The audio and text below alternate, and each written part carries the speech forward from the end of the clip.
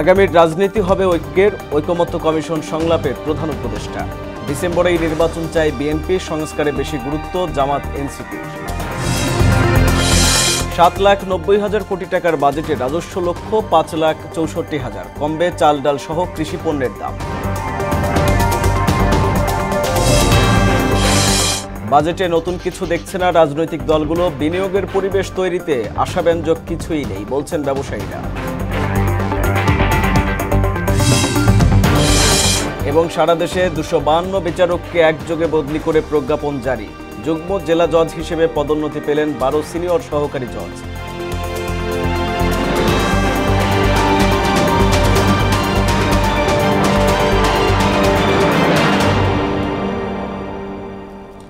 আসসালামু আলাইকুম, সবাইকে মোহনা সংবাদে স্বাগত। শুনছিলেন শিরোনাম, সঙ্গে আছি আমি আরিফুল ইসলাম। এবার পুরো খবর। বিভক্তি নয়, আগামী দিনের রাজনীতি হবে ঐক্যের, এমন মন্তব্য করেছেন প্রধান উপদেষ্টা প্রফেসর মোহাম্মদ ইউনূস। সোমবার বিকেলে ঐকমত্য কমিশনের দ্বিতীয় দফা সংলাপের সূচনা বক্তব্যে তিনি বলেন, জুলাই সনদের মাধ্যমে দেশের প্রকৃত ভবিষ্যৎ রচনা হবে। এদিকে বৈঠক শেষে বিএনপি নেতা সালাউদ্দিন আহমেদ বলেন, জাতীয় নির্বাচন ডিসেম্বরের পরে যাওয়ার কোনো কারণ নেই, আর ডিসেম্বর থেকে এপ্রিলের মধ্যে নির্বাচনের দাবি জামায়াতের। যদিও এনসিপির প্রধান ফোকাস জুলাই সনদ চূড়ান্তের দিকে। এসইউ সেলিমের প্রতিবেদন। প্রধান উপদেষ্টা প্রফেসর মোহাম্মদ ইউনূসের নেতৃত্বাধীন জাতীয় ঐকমত্য কমিশনের সঙ্গে দ্বিতীয় দফা বৈঠকে বসে বিএনপি, জামায়াত, এনসিপি সহ বিভিন্ন রাজনৈতিক দলের নেতারা। সংলাপের সূচনা বক্তব্যে দূরত্ব গুছিয়ে দেশের স্বার্থে ঐকমত্যের ভিত্তিতে জুলাই সনদ প্রস্তুতের প্রত্যয় জানান প্রধান উপদেষ্টা। যেটুকু তফাৎ ছিল, দূরত্ব ছিল, সেই দূরত্বকে গুছিয়ে এনে যাতে আমাদের জুলাই সনদে বর্তমানে যতগুলো ঐকমত্যের বিষয় আছে তার মধ্যে যে আরো কিছু যোগ করতে পারে, দেখতে সুন্দর লাগবে। জাতীয় একটা সনদ হলো, অনেকগুলো বিষয়ে আমরা একমত হইতে পেরেছি। জাতি হিসেবে আমরা গর্বিত জাতি হিসেবে দাঁড়াতে পারে যে আমরা তো এরকম বিভক্তিকরণের প্রক্রিয়ার মধ্যে রাজনীতি সৃষ্টি করিনি, আমরা সৃষ্টি করছি ঐক্যবদ্ধ হওয়ার জন্য, দেশের উন্নতির জন্য, দেশের মঙ্গলের জন্য। পরে বিএনপির প্রতিনিধি দলের প্রধান স্থায়ী কমিটির সদস্য সালাউদ্দিন আহমেদ বলেন, 1 মাসের মধ্যে গুরুত্বপূর্ণ সংস্কার শেষ করে ডিসেম্বরের মধ্যে নির্বাচন দেওয়া সম্ভব। আমরা মনে করি ডিসেম্বরের ভিতরে নির্বাচন অনুষ্ঠান করা জাতীয় সংসদের খুবই সম্ভব, এবং এর আগেই জরুরি ভিত্তিতে যে সমস্ত সংস্কার করা প্রয়োজন, বিশেষ করে নির্বাচনমুখী, সেই সংস্কারগুলোকে চিহ্নিত করে আমরা ঐকমত্যের মাধ্যমে সেগুলো বাস্তবায়ন করি। এ সময় জামায়াতের নায়েবে আমির সৈয়দ আব্দুল্লাহ মোহাম্মদ তাহের প্রয়োজনীয় সংস্কারের পাশাপাশি লেভেল প্লেইং ফিল্ড নিশ্চিত করে ডিসেম্বর থেকে এপ্রিলের মধ্যে নির্বাচন দেওয়ার দাবি জানান। আমরা এই ব্যাপারে খুব রিজিড হতে চাই না, আমরা ফ্লেক্সিবল, এবং আপনাকে কোনো ডেট আমরা নির্দেশও দিতে চাই না, ডিক্টেটও করতে চাই না। আপনি আমাদের সেন্টিমেন্ট অবশ্যই আজকে প্রকাশ পেয়েছে, আপনি বুঝেছেন। এর মাঝে ডিসেম্বর টু এপ্রিল একটা সুইটেবল টাইমে আপনি একটা ডেট দিলেই জনমনে যে এখন কিছুটা সংখ্যা এবং অস্বস্তি আছে, আমরা বিশ্বাস করি এটা কেটে যাবে। আর এনসিপির আহ্বায়ক নাহিদ ইসলাম জুলাই সনদ চূড়ান্ত ঘোষণা ছাড়া নির্বাচনী রোডম্যাপ না দেওয়ার দাবি জানান। জুলাই সনদ কার্যকর হওয়ার আগে নির্বাচনের তারিখ ঘোষণা করা ঠিক হবে না। জুলাই সনদ ঘোষণার আগে যদি নির্বাচনের তারিখ ঘোষিত হয় তাহলে সংস্কার প্রক্রিয়া ব্যাহত হতে পারে। তাই আমরা আহ্বান জানিয়েছি যে 16 বছর আমরা অপেক্ষা করেছি, 10 মাস অপেক্ষা করেছি, আমরা আরো 2 মাস অপেক্ষা করতে চাই। বৈঠকে ফ্যাসিবাদের বিচার ও মৌলিক সংস্কারের বিষয়ে একমত প্রকাশ করেছেন ঐকমত্য কমিশন ও রাজনৈতিক দলগুলো। যেভাবে আপনারা সহযোগিতা করেছেন, আনন্দ সহকারে পার্টিসিপেট করেছেন। এসইউ সেলিম, মোহনা সংবাদ, ঢাকা। এ পর্যন্ত 2025-26 অর্থ বছরের জন্য 7,90,000 কোটি টাকার বাজেট উত্থাপন করেছেন অর্থ উপদেষ্টা সালেহ উদ্দিন আহমেদ। এতে জিডিপি লক্ষ্য 5.5 এবং রাজস্ব লক্ষ্যমাত্রা ধরা হয়েছে 5,64,000 কোটি টাকা। সোমবার বাজেট বক্তৃতায় অর্থ উপদেষ্টা বলেন, আগামী মাসেই মূল্যস্ফীতি 8% নামিয়ে আনা সম্ভব হবে। এর আগে নতুন অর্থ বছরের বাজেট অনুমোদন দেয় উপদেষ্টা পরিষদ। শামীমুজ্জামান চৌধুরীর রিপোর্ট। দেশের ইতিহাসে প্রথম বাজেট দিল অন্তর্বর্তী সরকার। প্রধান উপদেষ্টা প্রফেসর মোহাম্মদ ইউনূসের সভাপতিত্বে বাজেট অনুমোদন দেয় উপদেষ্টা পরিষদ। এছাড়াও 2024-25 অর্থ বছরের সংশোধিত জাতীয় বাজেট এবং অর্থ বিল 2025-26 উপদেষ্টা পরিষদে অনুমোদন পায়। পরে দেশের 54তম জাতীয় বাজেট উপস্থাপন করেন অর্থ উপদেষ্টা সালেহউদ্দিন আহমেদ। জাতীয় সংসদ না থাকায় এবার রেডিও টেলিভিশনে বাজেট ঘোষণা করে গণঅভ্যুত্থান পরবর্তী প্রেক্ষাপটে গঠিত অন্তর্বর্তী সরকার, যার আকার 7,90,000 কোটি টাকা। 2025-26 অর্থবছরের জন্য মোট 7,90,000 কোটি টাকা ব্যয়ের প্রস্তাব করছি, যা জিডিপির 12.7%। এর মধ্যে পরিচালন সহ অন্যান্য খাতে মোট 5,60,000 কোটি টাকা এবং বার্ষিক উন্নয়ন কর্মসূচিতে 2,30,000 টাকা বরাদ্দের প্রস্তাব করছি। অর্থ উপদেষ্টা বলেন, বিদ্যুতের দাম আপাতত বাড়ছে না, আর আগামী মাসে মূল্যস্ফীতি নামিয়ে আনা হবে 8%। বাজেটে অগ্রাধিকার পাচ্ছে শিক্ষা ও স্বাস্থ্য খাত। বিদ্যমান উচ্চ মূল্যস্ফীতির প্রেক্ষাপটে নীতিগতভাবে আমরা বিদ্যুতের মূল্য আপাতত না বাড়ানোর সিদ্ধান্ত নিয়েছি। বিগত সময়ে প্রতি অর্থ বছরে বাজেটের আকার বাড়লেও দেশের অর্থনীতি কয়েক বছর ধরেই মন্দার সময় পার করছে, তাই এবার কিছুটা কাটছাট করা হয়েছে। প্রস্তাবিত বাজেটে রাজস্ব আহরণের লক্ষ্যমাত্রা 5,64,000 কোটি এবং ঘাটতি ধরা হচ্ছে 2,30,000 কোটি টাকা। আগামী 2025-26 অর্থবছরে মোট 5,64,000 কোটি টাকা রাজস্ব আয়ের প্রস্তাব করছি, যা জিডিপি 9%। 35,000 কোটি টাকা কমিয়ে নতুন অর্থ বছরের জন্য বার্ষিক উন্নয়ন কর্মসূচি এডিপি নির্ধারণ করা হয়েছে 2,30,000 কোটি টাকা। শূন্য কার্বন ভিত্তিক সমাজ বিনির্মাণ, যার মাধ্যমে আমূল পরিবর্তন হবে দেশের মানুষের জীবনমানের এবং মুক্তি মিলবে বৈষম্যের দুষ্ট চক্র থেকে। আর্থসামাজিক উন্নয়ন, সুরক্ষা, মৌলিক সেবার নিশ্চয়তা, কর্মসংস্থান, বৈষম্য নিরসন ও জনকল্যাণমুখী বাজেটের লক্ষ্য অন্তর্বর্তী সরকারের। অর্থ উপদেষ্টা বলেন, আগের আমলে এসব বিষয় শুধু প্রস্তাবনায় সীমাবদ্ধ থাকলেও এবার বাস্তবায়ন করা হবে। প্রথাগত ভৌত অবকাঠামোর তৈরির খতিয়ান তুলে ধরার পরিবর্তে আমরা এবারের বাজেটে প্রাধান্য দিচ্ছি মানুষকে মৌলিক অধিকারের নিশ্চয়তা, সুন্দরভাবে বেঁচে থাকার জন্য প্রয়োজনীয় ব্যবস্থা, জীবিকার নিরাপত্তা এবং বৈষম্যহীন পরিবেশ। এই অত্যাবশ্যক উপাদানগুলো ছাড়া যে কোনো রাষ্ট্র অকার্যকর হয়ে পড়ে দুর্বল হয় সমাজের ভিত। এবারের বাজেটে তাই শিক্ষা, স্বাস্থ্য, সুশাসন, নাগরিক সুবিধা, কর্মসংস্থান ইত্যাদি বিষয়ের উপর জোর দেওয়া হয়েছে। নতুন অর্থ বছরে এডিপির 5 খাতেই যাচ্ছে মোট বরাদ্দের 69.93%। সর্বোচ্চ অগ্রাধিকার পাওয়া পরিবহন ও যোগাযোগ খাতে দেয়া হচ্ছে 59,000 কোটি টাকা। দ্বিতীয় অবস্থানে রয়েছে বিদ্যুৎ ও জ্বালানি খাত, আর তৃতীয়তে রয়েছে শিক্ষা। এছাড়া 405 কোটি টাকা বরাদ্দ দেওয়া হয়েছে জুলাই অভ্যুত্থানের শহীদ পরিবার ও আহতদের জন্য। আগামী 2025-26 অর্থবছরে জুলাই গণ অভ্যুত্থানের শহীদদের পরিবার এবং আহতদের জন্য 425 কোটি 20 লক্ষ টাকা বরাদ্দ রাখার প্রস্তাব করছি। কর জিডিপি অনুপাত বাড়ানো, স্থানীয় শিল্পের সহজীকরণ, রাজস্ব আহরণ বৃদ্ধি, নতুন কর্মসংস্থান, এফডিআই আকর্ষণ, ব্যবসা বান্ধব পরিবেশ তৈরি সহ ভ্যাট ব্যবস্থা সহজ করার উপর জোর দেওয়া হচ্ছে প্রস্তাবিত বাজেটে। আমাদের এবারের বাজেট কিছুটা ব্যতিক্রমধর্মী। শামীমুজ্জামান চৌধুরী, মোহনা সংবাদ, ঢাকা। স্বাভাবিক। এদিকে বাজেটের সবচেয়ে ইতিবাচক দিক স্থানীয় ঋণপত্র কমিশনের উৎসে কর অর্ধেক করা। এতে চাল ডাল সহ বেশ কিছু কৃষি পণ্যে আসবে স্বস্তি। অপরিবর্তিত রাখা হয়েছে করমুক্ত আয়সেবা। তবে ঘাটতি পূরণের চ্যালেঞ্জ মোকাবেলায় কার্যকর উদ্যোগ চান সংশ্লিষ্টরা। মনিরুল ইসলামের রিপোর্ট। জনবান্ধব করতে এবারের বাজেটে বেশ কিছু উদ্যোগ নিয়েছে সরকার, যার কারণে নিত্য প্রয়োজনীয় বেশ কিছু পণ্য ও সেবার মূল্য কমবে, অন্তত এটাই ধারণা করা হচ্ছে। দ্রব্যমূল্য সহনীয় রাখতে স্থানীয় ঋণপত্র কমিশনের উৎসে কর কমিয়ে অর্ধেক করা হচ্ছে। এর ফলে কমবে চাল, ডাল, আটা, লবণ, ভোজ্য তেল সহ একাধিক কৃষি ও নিত্য প্রয়োজনীয় পণ্যের দাম। কমবে পরিবেশ বান্ধব পণ্য এবং কম্পিউটার ও ফলমূলের দাম। স্যানিটারি ন্যাপকিন, প্যাকেটজাত তরল দুধ, পলিপ্রোপাইলিন, স্টাপল ফাইবারও পাচ্ছে ভ্যাট অব্যাহতি। আয়ের থেকে ব্যয়টা বেশি হয়ে গেলে তো আমাদের সমস্যা। সেজন্য আমরা চাই যেন বাজারের দাম সবকিছু কম থাকে, চাল, ডাল, সবজি সবকিছুই দামটা কম থাকে। নিত্যপণ্যের দাম কমানোর উদ্যোগ সাধুবাদ পেলেও এ ব্যাপারে দ্রুত কার্যকর উদ্যোগ জরুরি বলে মনে করেন ব্যবসায়ীরা। 2 টাকা কেজিতে কমে যায়, তাহলে একজন দেখা যাচ্ছে 5 কেজি জায়গায় তো 10 কেজি নিয়ে যাবে, তা আমরা দেখা যাচ্ছে 1 টাকা করে লাভ করলে 10 টাকা হবে। চাল কোন ডাল কোন যা কোন যদি দাম কমে তো স্বস্তি আসবে। নিত্য প্রয়োজনীয় জিনিসের যদি দাম লাগামের ভিতরে থাকে তাহলে তো সকলে উপকৃত হবে। বাচ ও খুচরো যন্ত্রাংশের আমদানি শুল্ক কমানোয় গণপরিবহনের ভাড়াও কমছে। এলএনজি আমদানিতেও একই উদ্যোগ, যার কারণে বিদ্যুতের দামও গ্রাহক পর্যায়ে কমবে। পরিবহন সংশ্লিষ্টরাও এতে খুশি। যদি জিনিসপত্রের দাম কমায়, পার্টসের দাম কমায়, মোবিলের দাম কমায়, চাকার দাম কমায়, সেটা আমরা অনেক লাভবানের দিকে অগ্রসর হতে পারবো। এটা যদি বাস্তবায়িত হয় তাহলে আমাদের জন্য একটু কষ্টটা কমবে। সব দিক থেকে আমরা যদি সহজলভ্য কিছু পাই তাহলে আমরাও ইনশাল্লাহ চেষ্টা করব যাত্রী মান আরো উন্নয়ন করার জন্য। এবার বাজেট প্রস্তাবনায় 39টি সেবার ক্ষেত্রে রিটার্ন দাখিলের বাধ্যবাধকতা কমবে।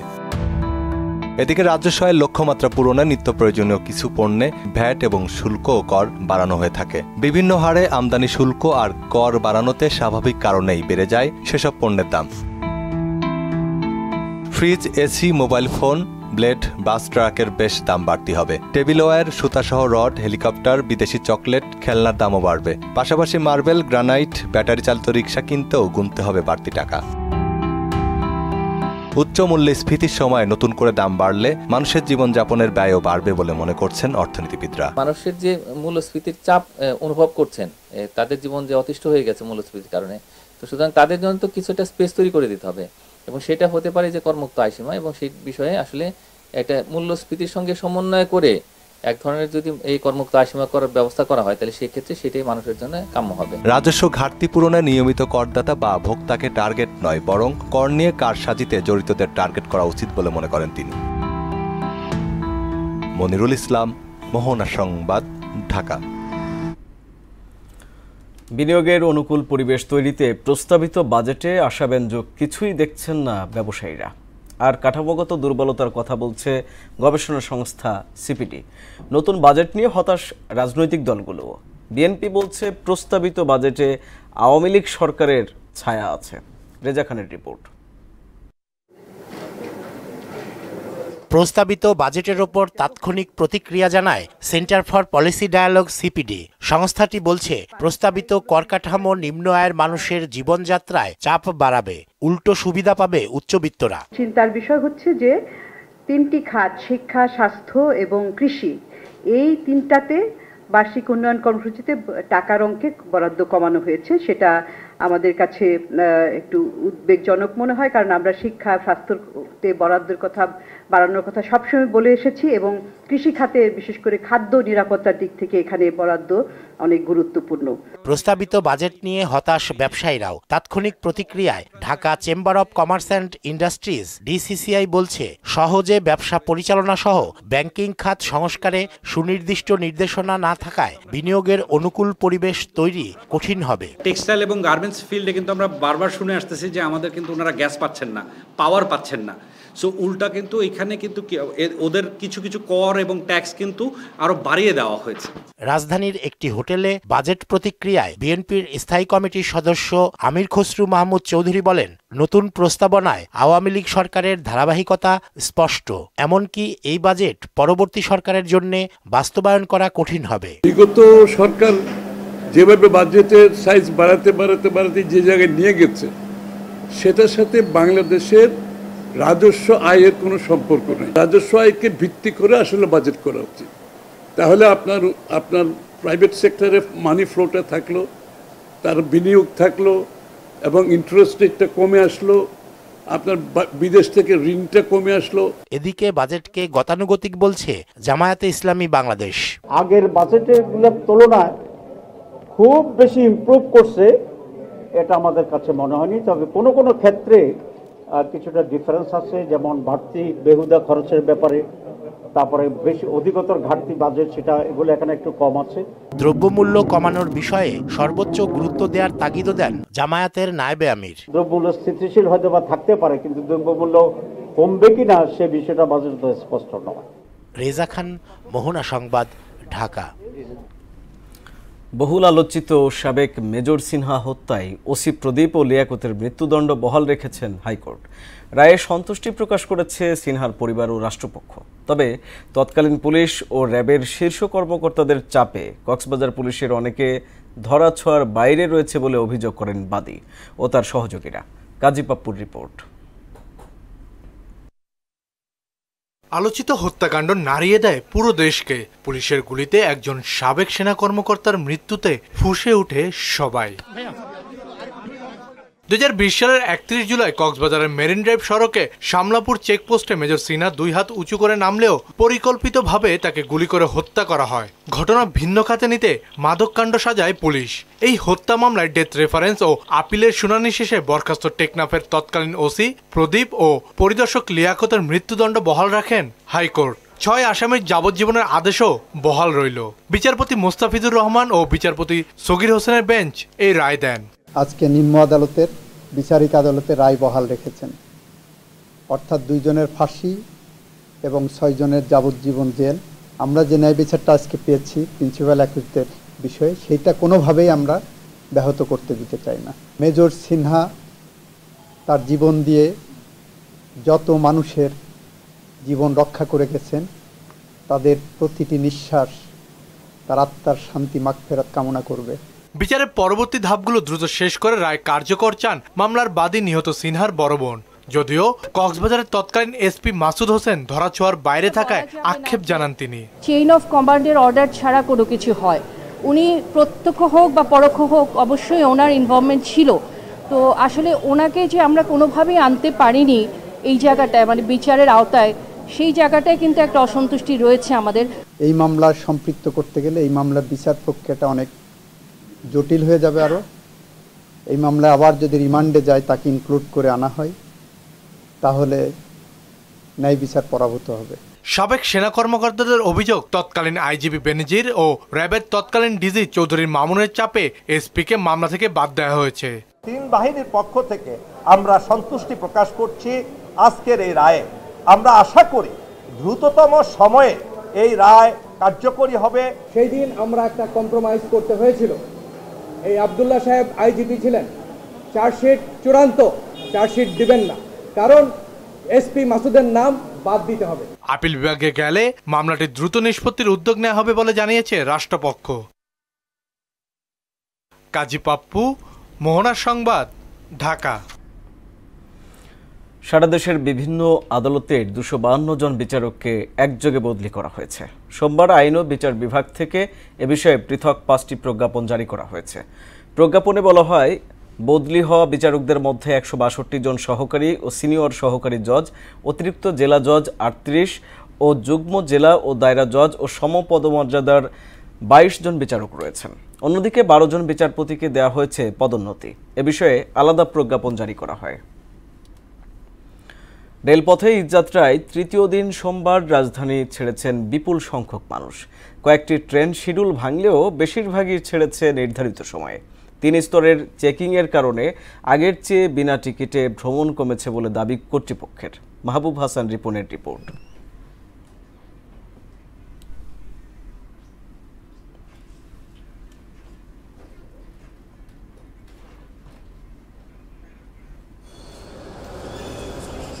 ঈদের আনন্দ পরিবারের সদস্যদের সঙ্গে ভাগ করে নেওয়ার যে অপেক্ষা, তা যেন শেষ হতে চায় না। ঈদযাত্রার তৃতীয় দিনে ঢাকা রেলওয়ে স্টেশনে তাই ঘরমুখো মানুষের ভিড় চোখে পড়ার মতো।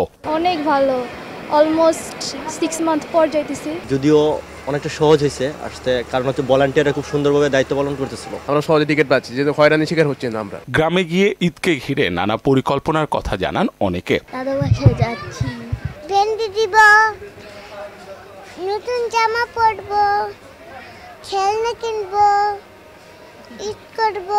দুদিন পর ক্যাম্পাসে ছিলাম, বন্ধু সবার সাথে একসাথে দেখা হবে, দেখা হওয়ার পর একটু আড্ডা দিব, এই আড্ডাটাই মিস করি মূলত। ঈদের বাড়িতে যাচ্ছি, অনেক আনন্দ লাগতেছে, বাট আমাদের পরীক্ষা, ঈদের বন্ধর পরে পরীক্ষা, ওইটারও একটা প্রেশার আছে মোটামুটি। ভ্রাম্যমাণ আদালত পরিচালনা সহ এবার রয়েছে 3 স্তরে টিকিট চেকিং ব্যবস্থা। ব্যাপকভাবে চেকিং কার্যক্রম পরিচালনা করা হচ্ছে। বিদায় স্টেশন অঙ্গনে বিনা টিকিটের যাত্রী খুবই কম, তেমন একটা পাওয়া যাচ্ছে না। ঘরমুখো মানুষের ঈদযাত্রা স্বস্তিদায়ক করতে আপ্রাণ চেষ্টা চলছে বলেও জানান তিনি। মাহবুব হাসান রিপন, মোহনা সংবাদ, ঢাকা। ঈদুল আজহার সামনে রেখে জমে উঠেছে কোরবানির পশুর হাট। রাজধানীর দিয়াবাড়ি সহ বিভিন্ন হাটে বেড়েছে ক্রেতা বিক্রেতার ভিড়। তবে গরুর দাম ও নিরাপত্তা ব্যবস্থা নিয়ে আছে মিশ্র প্রতিক্রিয়া। বিস্তারিত জানাচ্ছেন মুনতাসির মামুন।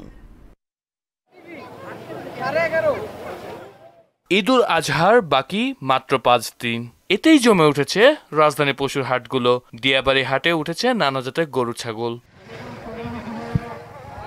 হাটে দরদাম করছেন অনেকে, তবে দর কষাকষিতে কিছুটা সময় নিচ্ছে ক্রেতারা। দাম নিয়ে আছে মিশ্র প্রতিক্রিয়া। এখন যে দাম করছে তাতে লাভ তো থাক, লস যাচ্ছে। আমরা গতবার আসছিলাম, ভালো বাজার পাচ্ছি, এবারও আসছি। তুমি কি কিনবা এটা? এখানে গরু অনেক আসছে, গাবতলির মতোই একদম অনেক বিশাল আকারে গরুর হাটটা করা হয়েছে এবং ম্যানেজমেন্টও ভালো। যদিও বিক্রেতাদের দাবি, তারা বলেন অন্যান্য বারের চেয়ে গরুর দাম অনেকটাই কম। আজ 3 দিন 4 দিন আসি, তার দাম কয় নাই, তো কি বলবো যে দাম কিরকম হবে কি না হবে। এক আটি খেরের দাম হচ্ছে কি 8 টাকা, 1 কেজি ভুসির দাম হলে গিয়ে 60 টাকা, 1 ফিট 1 কেজি ফিটির দাম হলে গিয়ে 60 টাকা। কেবারে উঠবি। হাটের ব্যবস্থাপনা নিয়ে অভিযোগ আছে ব্যাপারীদের। বলেন হাটগুলোতে পশুর খাবার পানির সংকট চরম। বৈরী আবহাওয়ায় হাটগুলো কর্দমাক্ত। পানি দিয়ে রান্না করতে হচ্ছে এবং খাবার জন্য তো আমরা এখন রান্না করতে পারতেছি না, আমরা খাবারের জন্য বাহির থেকে কিনে নিয়ে আসতে হইতেছে। হাটের নিরাপত্তায় কঠোর অবস্থানে আইন শৃঙ্খলা রক্ষাকারী বাহিনী, যৌথ বাহিনী টহলের পাশাপাশি বসানো হয়েছে সিসি ক্যামেরাও। গরু কিনতে আসলে পিছনে দালাল পিছনে পিছনে ঘুরতো, এবার সেটা নাই। এবার ক্রেতা এবং বিক্রেতা আলাপ করে কিনতে পারতেছে। মুনতাসির মামুন, মোহনা সংবাদ, ঢাকা। স্বাধীনতার 54 বছরেও অবহেলিত দেশের চামড়া শিল্প। অনিয়ম অব্যবস্থাপনায় 90% কারখানাই মামলা মোকদ্দমা এবং খেলাপি ঋণের ভারে জর্জরিত। নেই ইউরোপ সহ অন্যান্য দেশে বাজার সম্প্রসারণের উদ্যোগ। এর সঙ্গে যোগ হয়েছে সরকারের একগুঁয়েমি নীতি। বিশেষজ্ঞরা বলছেন এসবের ফলে চামড়া বাজারের পতন ঠেকানো যাচ্ছে না। চামড়া শিল্প নিয়ে রেজা খানের 3 পর্ব ধারাবাহিক প্রতিবেদনের দেখুন শেষ কিস্তি আজ। তৈরি পোশাকের পর রপ্তানিতে দ্বিতীয় স্থানে চামড়া শিল্প। দেশের শিল্প আয়ের 2% আসে এ খাত থেকে। মোট রপ্তানি আয়ের 3.8 ভাগ হল চামড়াজাত পণ্য, আর বার্ষিক রপ্তানি 1.2 থেকে 6 বিলিয়ন ডলার। তবে 2030 সালের মধ্যে এ খাতে বার্ষিক $5 বিলিয়ন রপ্তানির সম্ভাবনা রয়েছে। চামড়া শিল্পের উন্নয়নে এখনও কমেনি বিদেশ নির্ভরতা। সমস্ত কাঁচামাল আমদানি করতে হয় বলে দিন দিন পিছিয়ে পড়ছে এই খাত। আমাদের দেশ থেকে বিদেশিরা নিব, বিদেশ থেকে আবার আমরা আনবো। আমরা তো বিদেশি নির্ভরশীল, পর নির্ভরশীল। আমরা কিন্তু আমাদের দেশের উপর নির্ভরশীল। আমাদের মূলত আমরা চামড়া যে পাকাই করব, আমাদের সব র মেটেরিয়াল কিনতে হয় বাইরের থেকে। আমাদের কোনো নিজস্ব কেমিক্যাল নাই। লবণটা আমরা নিজস্ব ব্যবহার করতে পারি না, দেশের লবণ পরিপূর্ণতা তাও বাইরে থেকে আনতে হয়। আবার রপ্তানি জিম্মি হয়ে পড়েছে চীনা বলয়ের মধ্যে। এ থেকে মুক্তি পেতে একটাই পথ খোলা, তা হলো ইউরোপ সহ বিভিন্ন দেশে বাজার সম্প্রসারণ। চীন একটা বায়ার, খালি চীন আছে, ইউরোপ লাগবে। চামড়া জগতে ইউরোপ আসলে চামড়া জগতে বাড়বে। আপনারা একটু বেশি করে জোর দেবেন যে বিভিন্ন দেশের ভাইয়েরা জীবন এসে চামড়াটা নিয়ে যায়, তাহলে আপনাকে আমরা মার্কেটটা বাড়ানো। চামড়া খাতের 12টা বাজানোর জন্যে ট্যানারি মালিকরাও কম দায়ী নন। বাকিতে চামড়া কিনে পরবর্তীতে বকেয়া শোধ না করার মানসিকতা দীর্ঘদিনের। আহমদপুরের কোম্পানিদের কাছে এত টাকা পাবো, আমাদের টাকা বসে বকেয়া টাকা দিচ্ছে না, আমাদের ওয়াল পিটে ঠেকে গেছে। স্বাধীনতার এত বছরেও কেন অবহেলিত চামড়া খাত? বিশেষজ্ঞরা বলছেন ভুল নীতির কারণেই উল্টো পথে চলছে বাজার। এই সেক্টরটা খুবই অবহেলিত, এখন থেকে না আগে থেকে। আমি নিজে ব্যক্তিগতভাবে বুঝিয়েছি বাণিজ্য উপদেষ্টা সাহেবকে এবং শিল্প উপদেষ্টা সাহেবকেও বুঝিয়েছি, বাণিজ্য সচিবকেও বুঝিয়েছি, শ্রম মন্ত্রণালয়ের সচিবকেও বুঝিয়েছি। ওনারা আমাদের কথায় কোনো কর্ণপাতই করে নাই। সকল জটিলতা থেকে চামড়া শিল্পকে বাঁচাতে সময়োপযোগী উদ্যোগ নেয়ার দাবিও জানান তিনি। বাণিজ্য উপদেষ্টা সাহেব উনি একঘেয়েমি কাজ করতেছে, উনি কোনো কর্ণপাতই করতেছেন না কোনো কথা। রেজা খান, মোহনা সংবাদ, ঢাকা। সরকারি চাকরি সংশোধন অধ্যাদেশ বাতিলের দাবিতে উপদেষ্টা আসিফ মাহমুদ সজীব ভুইয়া ও মাহফুজ আলমের কাছে সোমবার স্মারকলিপি দিয়েছে সচিবালয় কর্মকর্তা কর্মচারী ঐক্য ফোরাম। তবে এই দুই উপদেষ্টা তখন দপ্তরে উপস্থিত ছিলেন না। এর আগে আন্দোলনকারীরা সচিবালয়ের বাদামতলায় বিক্ষোভ সমাবেশ করেন। অধ্যাদেশটি বাতিল না করা হলে ঈদুল আজহার পর তারা কঠোর আন্দোলনের হুঁশিয়ারি দেন। এর অংশ হিসেবে সারা দেশের সরকারি কর্মচারীদের প্রস্তুত হওয়ার আহ্বান জানান সচিবালয়ের আন্দোলনরতরা। বর্তমান সরকারের আমলে আমরা এই ধরনের একটা কালাকানুন পেয়েছি। আমি সাংবাদিক বন্ধুগণের মাধ্যমে জানাতে চাই, এনবিআর আন্দোলনের কারণে যেই পদক্ষেপগুলো স্থগিত করা হয়েছে অনতিবিলম্বে এই সচিবালয়ের কালো অধ্যাদেশ দ্রুত বাতিল করার জন্য ঘোষণা আসুক। আমাদের এই কর্মসূচি আমরা চলবে, অব্যাহত থাকবে। গাজীপুর সিটি কর্পোরেশনের বিভিন্ন ওয়ার্ডে উচ্চ ক্ষমতা সম্পন্ন বিদ্যুৎ লাইনের প্রায় 2000 খুঁটি যেন ভয়ঙ্কর মৃত্যুফাদ। সড়কের মাঝ বরাবর বসানো এসব খুঁটির পাশ দিয়ে দুর্ঘটনার ঝুঁকি নিয়েই চলাচল করছে হাজারো মানুষ। তবে আগামী 1 বছরের মধ্যে এসব খুঁটি সরানো হবে বলে জানালেন কর্তৃপক্ষ। তরিকুল জুয়েলের প্রতিবেদন, জানাচ্ছেন সিফাত রহমান জেসি। গাজীপুরের বিভিন্ন ওয়ার্ড জুড়ে প্রায় 2000 উচ্চ ক্ষমতা সম্পন্ন বিদ্যুৎ লাইন রয়েছে বিভিন্ন সড়কে। এসবের অনেকগুলোই সড়কের মাঝ বরাবর থাকায় যেন এক ভয়ঙ্কর মৃত্যু ফাঁদে পরিণত হয়েছে সেসব এলাকা। এতে চরম ঝুঁকি নিয়ে চলাচল করছেন জনসাধারণ সহ বিভিন্ন যানবাহন। ফলে রাতের আধারে খুঁটিগুলো দৃষ্টিগোচর না হওয়ায় প্রায় ঘটছে দুর্ঘটনা। খুঁটিগুলোর কারণে স্কুল কলেজের যাত্রী সহ ক্ষুব্ধ এলাকাবাসী। ফ্যাক্টরি ছুটি হয়, স্কুল কলেজ ছুটি হয়, ওই সময় আপনি রইতেছে জামটা আরো বেশি বাজে এবং অনেক সময় দেখা যায় যে দুর্ঘটনা ঘটে যায় এই খুঁটির কারণে। যারা নতুন আসে তারা অনেক সময় বাজায় দেয় যে এই খুঁটিতে চলাফেরার ক্ষেত্রে খাম্বাটা যে পিলারটা আছে, পিলারের জন্য আমাদের অনেক সমস্যা হয়। আমাদের রাস্তাঘাটে একের পর অ্যাক্সিডেন্ট হচ্ছে, এই রাস্তাটা জাম লাগে এই খাম্বাটার কারণে। স্কুলে যাই তখন এই খুঁটির কারণে দুই পাশে অনেক জ্যাম হয়, স্কুলে যেতে অনেক লেট হয়। প্রায় 3000 খুঁটি থেকে বিভিন্ন প্রকল্পের আওতায় 1200 খুঁটি সরানো হয়েছে এবং বাকিগুলো 9 থেকে 12 মাসের মধ্যে সরানো হবে বললেন পল্লী বিদ্যুতের এই কর্মকর্তা। 90% এরিয়াতে প্রায় 3000 খুঁটি আছে। এই খুঁটিগুলো বিভিন্ন মেন সড়ক বা শাখা সড়কগুলোতে আছে। পল্লী বিদ্যুৎ বোর্ড বিভিন্ন প্রকল্পের আওতায় এই খুঁটিগুলো শিফটিং এর জন্য ইতিমধ্যে উদ্যোগ গ্রহণ করছে এবং 1200 খুঁটি ইতিমধ্যে শিফট হয়ে গেছে। আশা করা যায় বাকি খুঁটিগুলো 9 থেকে 12 মাসের ভিতরে শিফট হবে। এই কাজে নানাবিধ বাধা আছে, বাধা অপসারণ করে আমরা কাজটা করবো ইনশাল্লাহ। দ্রুত বিদ্যুৎ খুঁটিগুলো অপসারণ করে চলাচল নিরাপদ সহ দুর্ঘটনা রোধে ব্যবস্থা নেবে কর্তৃপক্ষ, দাবি সবার। সিফাত রহমান জেসি, মোহনা সংবাদ। আন্তর্জাতিক প্রসঙ্গ। হাজার হাজার কিলোমিটার পথ পাড়ি দিয়ে রাশিয়ার 5টি গুরুত্বপূর্ণ বিমান ঘাঁটিতে নজিরবিহীন ড্রোন হামলা চালিয়েছে ইউক্রেন। এতে অন্তত 40টি যুদ্ধ বিমান ধ্বংস হয়েছে। টাকার অঙ্কে ক্ষয়ক্ষতির পরিমাণ প্রায় $7 বিলিয়ন। প্রেসিডেন্ট জেলেনস্কি জানান, হামলায় রুশ বিমান ঘাঁটির 34% কৌশলগত ক্রুজ মিসাইল ক্যারিয়ার ধ্বংস হয়ে গেছে। হামলার কথা স্বীকার করে ট্রাক চালক সহ একাধিক ব্যক্তিকে গ্রেপ্তারের দাবি করেছে রাশিয়া। ইশতিয়াক হোসেনের ডেস্ক রিপোর্ট।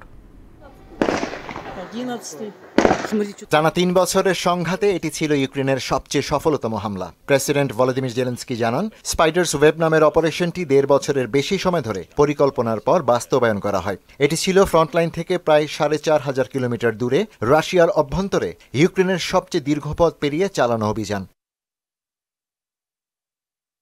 ইউক্রেনের অভ্যন্তরীণ গোয়েন্দা সংস্থা এসবিও যে ছবি প্রকাশ করেছে তাতে দেখা যায় কালো রঙের ছোট ড্রোনগুলো কন্টেইনার সদৃশ্য কাঠামোর ভিতরে লুকানো ছিল, যা বিশাল ট্রাকে করে নিয়ে যাওয়া হয়। পূর্ব নির্ধারিত স্থানে পৌঁছানোর পর ট্রাকের ছাদ রিমোট কন্ট্রোলের সাহায্যে খুলে দেওয়া হয়। ইউক্রেন সীমান্তের প্রায় 4300 কিলোমিটার দূরে ইরোকুটস্ক অঞ্চলের বেলায়া বিমান ঘাঁটি এবং ফ্রন্টলাইন থেকে প্রায় 2000 কিলোমিটার উত্তরে ওলেনিয়া বিমান ঘাঁটিতে হামলা চালায় এসব ড্রোন। ইউক্রেনীয় প্রেসিডেন্ট ভলোদিমির জেলেনস্কি জানান, হামলায় মোট 117টি ড্রোন ব্যবহার করা হয়েছে। এতে প্রায় $7 বিলিয়ন সমপরিমাণ রুশ কৌশলগত সামরিক বিমান ধ্বংস হয়েছে।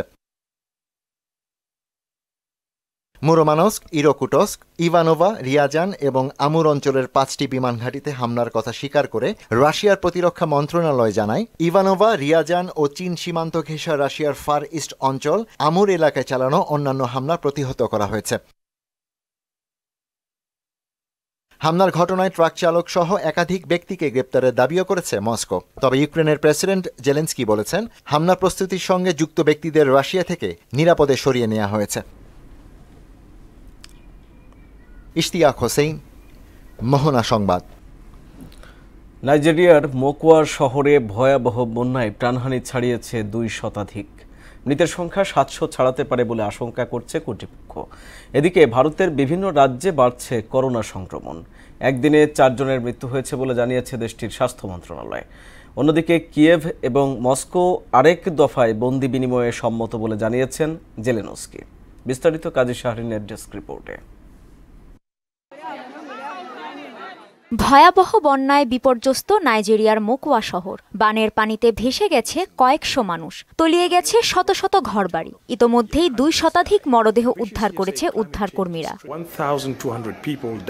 এখনো 5 শতাধিক মানুষ নিখোঁজ থাকায় প্রাণহানি কয়েক গুণ বাড়তে পারে বলে আশঙ্কা স্থানীয় কর্তৃপক্ষের। স্মরণকালের ভয়াবহ এ বন্যায় দেশটিতে ব্যাপক মানবিক সংকটের সৃষ্টি হয়েছে বলে জানিয়েছে রেড ক্রস। দেশটির জাতীয় দুর্যোগ ব্যবস্থাপনা সংস্থা বলছে, বন্যায় ক্ষতিগ্রস্তদের জন্য ইতোমধ্যেই ত্রাণ বিতরণ কার্যক্রম শুরু হয়েছে। এদিকে ভারতের বিভিন্ন রাজ্যে বেড়েই চলেছে করোনা সংক্রমণ। দেশটির স্বাস্থ্য মন্ত্রণালয় জানিয়েছে, একদিনে করোনায় 4 জনের মৃত্যু হয়েছে। এছাড়া জানুয়ারি মাস থেকে এখন পর্যন্ত মৃত্যু হয়েছে 32 জনের এবং আক্রান্ত হয়েছে 3000-এরও বেশি মানুষ। অন্যদিকে কিয়েভ এবং মস্কো আরেক দফা বন্দি বিনিময়ে সম্মত হয়েছে বলে জানিয়েছেন ইউক্রেনের প্রেসিডেন্ট ভলোদিমির জেলেনস্কি। তুরস্কের ইস্তানবুল শহরে দ্বিতীয় দফায় সরাসরি শান্তি আলোচনা শেষ হওয়ার পর তিনি একথা জানান। কাজী শাহরিন, মোহনা সংবাদ। খেলার খবর। 2025-26 অর্থ বছরে প্রস্তাবিত বাজেটে যুব ও ক্রীড়া মন্ত্রণালয়ের জন্য বরাদ্দ দেওয়া হয়েছে 2423 কোটি টাকা। এর মধ্যে 1440 কোটি 37 লাখ টাকা উন্নয়ন খাতে এবং 982 কোটি 63 লাখ টাকা পরিচালন খাতে বরাদ্দ রাখা হয়েছে। সোমবার নতুন অর্থ বছরের প্রস্তাবিত বাজেটে এ ঘোষণা দেন অর্থ উপদেষ্টা। 2024-25 অর্থ বছরের সংশোধিত বাজেটে এই মন্ত্রণালয়ের বরাদ্দ ছিল 1580 কোটি 78 লাখ টাকা। সেই হিসেবে নতুন প্রস্তাবিত বাজেট যুব ও ক্রীড়া মন্ত্রণালয়ের বরাদ্দ বেড়েছে প্রায় 53%। ক্রিকেট। শ্রীলঙ্কায় নারী ইমার্জিং এশিয়া কাপ শুরুর 4 দিন আগে স্থগিত হয়ে গেল টুর্নামেন্টটি। দেশটিতে প্রতিকূল আবহাওয়া ও চিকুনগুনিয়া রোগের বিস্তারে স্বাস্থ্যগত উদ্বেগের কারণেই এমন সিদ্ধান্ত। সোমবার এক বিবৃতিতে জানিয়েছে এশিয়ান ক্রিকেট কাউন্সিল এসিসি। আয়োজক বোর্ড শ্রীলঙ্কা ক্রিকেটের সভাপতি শাম্মী সিলভার চিঠির প্রেক্ষিতে এই সিদ্ধান্ত নিয়েছে এশিয়ান ক্রিকেটের নিয়ন্ত্রক সংস্থাটি। টুর্নামেন্ট শুরুর নতুন তারিখ যথাসময়ে ঘোষণা করা হবে বলে জানিয়েছে এসিসি। আগামী শুক্রবার শুরু হওয়ার কথা ছিল নারী ইমার্জিং এশিয়া কাপের দ্বিতীয় আসর। বাংলাদেশ ক্রিকেট বোর্ডে ফারুক আহমেদের মনোনয়ন বাতিল ও আমিনুল ইসলাম বুলবুলকে নতুন পরিচালক মনোনীত করার সিদ্ধান্ত চ্যালেঞ্জ করে দায়ের করা রিট কার্যতালিকা থেকে বাদ দিয়েছেন হাইকোর্ট। দুপুরে শুনানি শেষে বিচারপতি কাজী জিনাত হক ও বিচারপতি আইনুন নাহার সিদ্দিকার হাইকোর্ট বেঞ্চ রিটটি কার্যতালিকা থেকে বাদ দেন। শুনানিতে অংশ নেয়া বিসিবির আইনজীবী জানান, যথাযথ আইনি প্রক্রিয়া মেনেই নতুন সভাপতি নির্বাচন করা হয়েছে। আদালত মনে করেছেন যে না, এটা রুল দেওয়ার মতো অবস্থায় নাই, ওনারা আলোচনা করে এটা আউট অফ লিস্ট করে দিয়েছেন। শুনানির শেষে মহামান্য আদালত ওনাদের রিট আবেদনটি খারিজ করেছে। যে অভিযোগে করা হয়েছে সেই অভিযোগ সম্পর্কে তাকে তার কোনো উত্তর দেওয়ার সুযোগ দেওয়া হয়নি, তাকে কি তথ্য অনুসন্ধান পেলেও তার কোনো কিছু করা হয়নি। সুতরাং এটা ন্যায় বিচারের সম্পূর্ণ পরিপন্থী।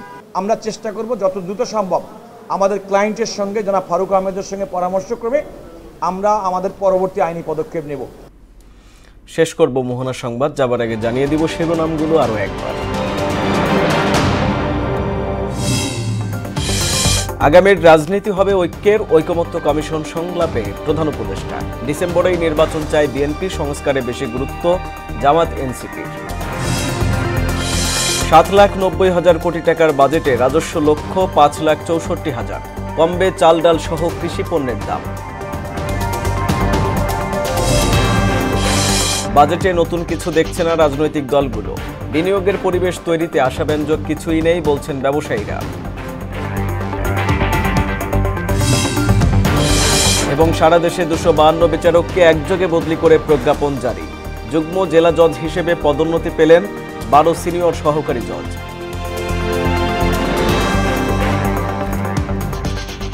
এই ছিল মোহনা সংবাদে। মোহনার সবশেষ খবর জানতে ভিজিট করুন www.mohana.tv। সংবাদ দেখতে পারেন ফেসবুক, ইউটিউবেও। এতক্ষণ সঙ্গে থাকার জন্য ধন্যবাদ সবাইকে।